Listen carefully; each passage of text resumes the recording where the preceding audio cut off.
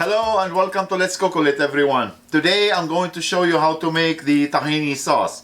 Yes, I made a video for how to make beef shawarma a few months back, and a lot of people asking me how to make the tahini sauce that I use on the beef shawarma. So yes, I was a little late to answer you back for it. My apology, but better be late than never. So today I'm gonna show you how to make the tahini sauce. With a few ingredients and almost no time, you'll end it up with amazing tahini sauce. So we need a fresh garlic here, and I'm gonna do 3 cloves because I like it a little garlicky. Garlic goes in, little bit of salt, and we're gonna mince the garlic.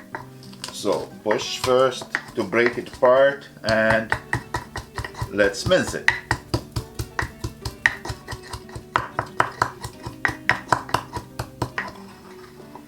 That's exactly what we need.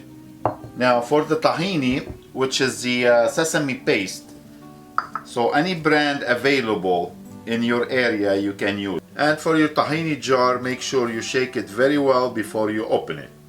So I'm gonna go with about 1 cup.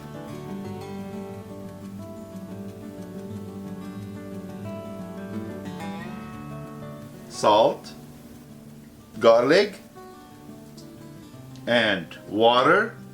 And for the lemon juice, we're gonna leave the lemon juice till the end. So they're gonna turn a little thick, don't be afraid. Just we're gonna add more water.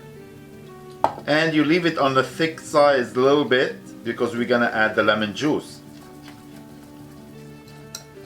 Perfect, it's a little bit thick now. Now let's add the lemon juice. And I'm using a fresh lemon here. In the tahini sauce, I always like to add the lemon juice at the end so I can control how lemony I want it.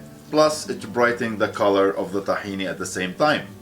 And I have here some roasted sesame. I'm gonna add just for the texture. Let's mix it.